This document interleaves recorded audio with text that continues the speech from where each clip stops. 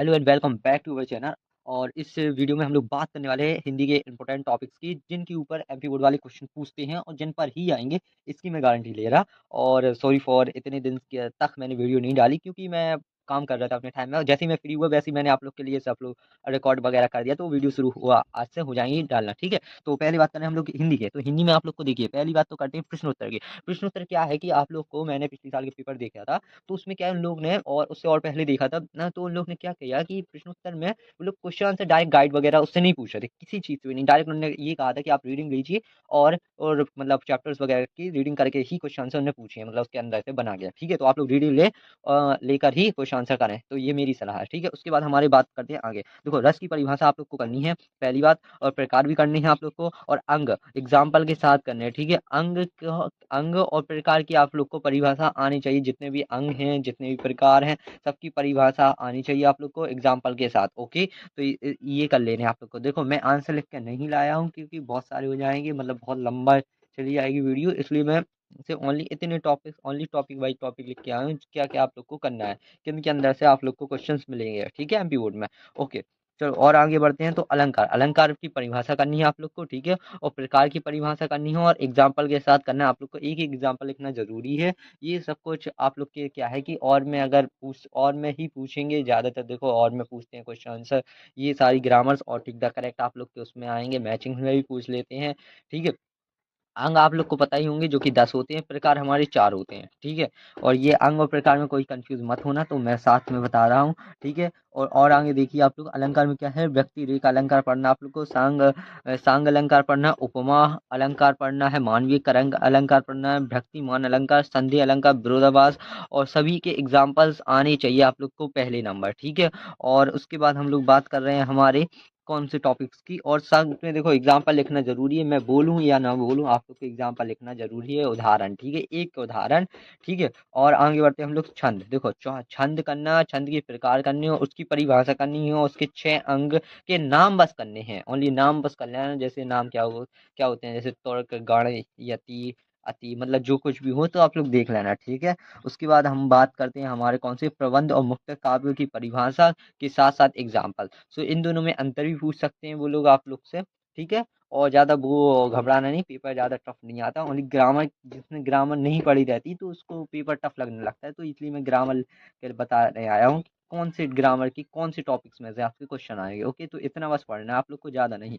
और आगे बढ़ते हैं हमारे, देखिए, आप लोग को क्या करना है कि महाकाव्य और खंड काव्य में डिफरेंस कर लेना, अंतर, ठीक है। और एक एक रचना का नाम, एक मतलब एक एक रचना लिख देना महाकाव्य की डिफरेंस ही में, ठीक है, साथ साथ रचना लिख देना और उसके कवि का नाम लिख देना, बस एक एक, एक एक, इतना ज्यादा नहीं लिखना दोनों में, ठीक है, खंड काव्य और महाकाव्य में जब डिफरेंस लिखने बैठोगे, ठीक है। और चौपाई करना है, दोहा, सोरठा, सभी की परिभाषा करनी है एग्जाम्पल के साथ, ठीक है।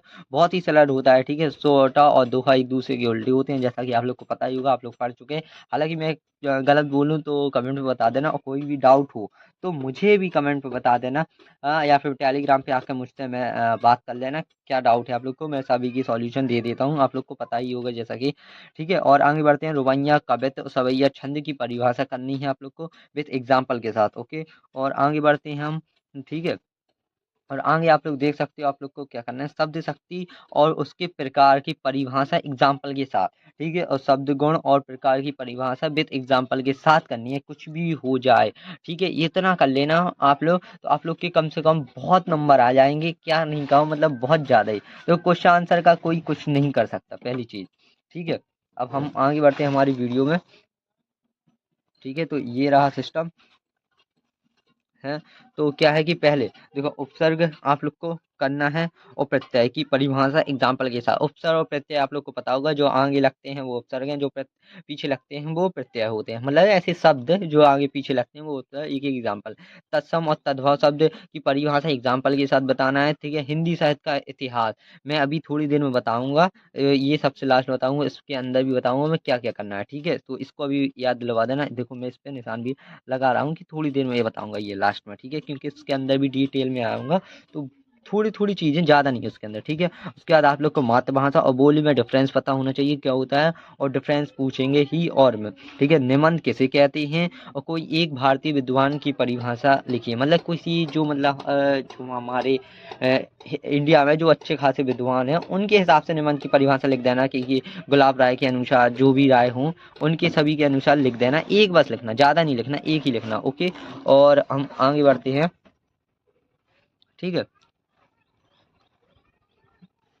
क्या है हमारे आगे, क्या है, देशज और रूढ़ शब्द की परिभाषा के साथ एग्जाम्पल, एग्जाम्पल होना चाहिए। देखो देशज शब्द क्या है और रूढ़ शब्द क्या है की परिभाषा एग्जाम्पल के साथ, और क्षेत्रीय और तकनीकी और निपात शब्द की भी परिभाषा लिखनी है आप लोग को एग्जाम्पल के साथ, ठीक है। इतने शब्द, ये छोटी छोटी सी डेफिनेशन है, दो दो लाइन की, एक एक लाइन की, जो आप लोग के टिक द करेक्ट या वन वर्ड या मैचिंग में पूछ सकते हैं, इतना, ठीक है। और देख सकते हैं आप लोग राष्ट्रीय भाषा और राजभाषा में अंतर पता होना चाहिए आप लोग को, ठीक है। और देखिए, और हाँ, अब लास्ट टॉपिक बचा हुआ है हमारा, क्या है, हरीश राय बच्चन पर। देखो कवि लेखक परिचय और कवि परिचय में आप लोग को क्या क्या करना है, सुनिए।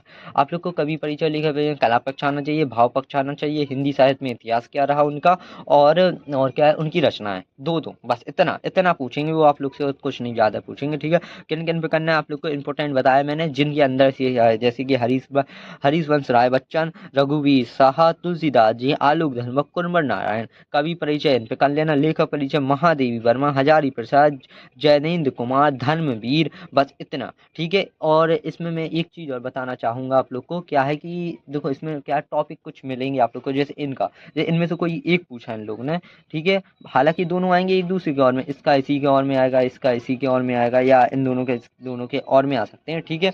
ऐसे ही आता है क्वेश्चन। तो आप लोग को क्या करना है कि कुछ इससे टॉपिक उठा के, जैसे इनका कुछ हिंदी साहित्य का इतिहास कॉमन होगा वो उठा के इनमें लिख देना, अगर ये पूछें हैं। और इसका पूछे, मतलब किसी का भी पूछे, आप लोग इतने हो कि समझदार हो, 12th में हो, तो इसका उठा के इसमें लिख देना, ठीक है। तो आप लोग से ये बन जाएगा सेम इसमें, जैसे कि कुछ मैं एग्जाम्पल बता रहा, वीडियो में और आगे बढ़ते हैं। तो अब आगे आते हैं हमारे, क्या, पत्र लेखन। पत्र लेखन में आप लोग को करना है चरित्र प्रमाण पत्र, ठीक है। उसके बाद दूसरे नंबर पे आपको अनुसूची की दूसरी प्रति भेजने हेतु, ठीक है, पहली, ठीक है। और तीसरे पे हमारा क्या, परीक्षा अवधि में ध्वनि विस्तारक यंत्रों पर रोक, ठीक है। और चौथा है हमारा पुलिस की गश्त बढ़ाने के लिए, ऊपर सफाई के लिए, ठीक है। ये सब आप लोग को पत्र लेखन करने हैं। इसके और में आप लोग को क्या है कि ये मिल सकते हैं, जैसे कि अनूप चरित्र पत्र, ये मित्र को जन्मदिन पर निमंत्रण। सेकंड है हमारा कौन सा, विवाह पर निमंत्रण देना। तीसरा है जन्मदिन पर बधाई देना मित्र को। और चौथा हमारा प्रथम स्थान प्राप्त करने के लिए मित्र को बधाई देना, ठीक है। हालांकि आप लोग बधाई दोगे नहीं, क्योंकि दोस्त के कैसा कैसे मिला उसको पहला स्थान, मेरे को क्यों नहीं मिला, इससे आप लोग गुस्सा ही करोगे, फिर भी दे दें, दोस्ती है। और आगे बढ़ते हैं हमारे, तो निबंध रचना, ठीक है। निबंध रचना में आप लोग को क्या करना है, तो उसके बारे में भी बात करेंगे हम लोग, ठीक है, पहला, ठीक है। चलो तो फिर आगे बढ़ते हैं। तो पहला हमारा, जीवन में अनुशासन का महत्व क्या है। सेकंड हमारा, जीवन में खेलों का महत्व क्या है, ठीक है। और तीसरा है हमारा, क्या, इंटरनेट और कंप्यूटर शिक्षा का महत्व। और में इसलिए लिखा कि इंटरनेट भी और कंप्यूटर, दो में से कोई एक होगा। प्रदूषण की समस्या चौथा। और पांचवा हमारा विज्ञान, है ना, और मानव। और पाँच छः में हमारा जल ही जीवन है। देखो जिस पे मैंने टिक लगा दी वो आप लोग को करना जरूरी है, कुछ भी हो जाए, ठीक है। और अब हम बात कर रहे हैं हमारे हिंदी साहित्य के इतिहास की, ठीक है। चलो तो फिर उसमें मैं कुछ दिखाऊंगा नहीं आप लोग को, ठीक है। तो उसे उसकी बात ही करूंगा, सुनते जाना और लिखते चलना टॉपिक को, ओके। और वही वही करना। चलो तो फिर वीडियो शुरू करते हैं। चलो लिखना आप हिंदी साहित्य का इतिहास में क्या क्या करना है, ठीक है। हिंदी साहित्य का इतिहास चार हिस्सों में बांटा गया है, जैसा कि आप लोग को पता होगा, आदिकाल, भक्तिकाल, रीतिकाल, आधुनिक काल, ठीक है। और कहाँ से कब तक चला है ये सारे चारों काल, ठीक है। और इनके दूसरे नाम क्या है, क्योंकि ये टिक द करेक्ट और एक्सरसाइज वगैरह में पूछे जाते हैं, ठीक है।